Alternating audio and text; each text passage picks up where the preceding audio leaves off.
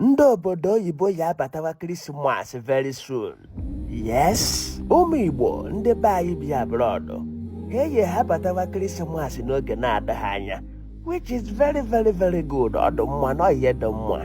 Ndị America ya abata, ndị US ya abata, ndị Canada ya abata, ma ndị Morocco, ịmagwo ndị ụmụ Burkina Faso, Equatorial Guinea, ịmagwo ndị Mozambique, ịmagwo n'ebe niile ndị Igbo nọcha. Ha nche ya batacha nnọọ na-enwe nsogbu ọbụla. Mana kwa ifuru ndị abi n'Asia, maọbụ Arab country ndị a, hey mba, ọkwa ndị be anyị bi na China, Cyprus, Berlin, Korea, ma Dubai. Ịmagwo n'obodo ndị na-asị na anaghị achụ nwaanyị na onye chụọ nwaanyị ma ọ metụ ya aka isi oyi ọkụ. Mba, nsị gị na otu ụmụ nwoke anyị bi n'obodo ahụ na-ere ọkụ. Ndị be anyị bi ebe ahụ, utu ha na-ere ọkụ.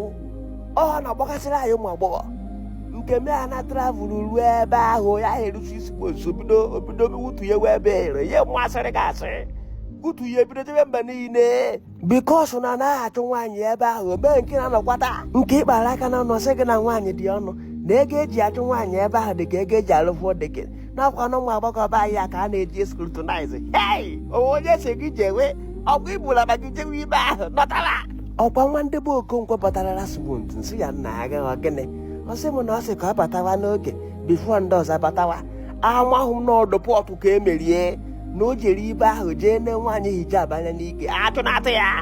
Achụnatụ ya. Hey, by 20th of December ha ya land the go with the safe journey.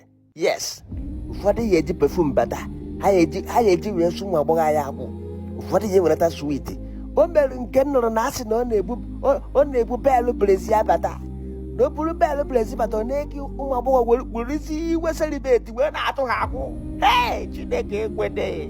Eyi enụmata aghọta ọkwa ụmụ nwoke ibe m do a na-achụ n'ego Greener Pastures, anyị emekwa na-aga ọkwa ite ibe ha na-ekpere ha batagboro n'ọcha ya niile a na-anọ ka hapụ iburu infection ga-adịkwa ọcha.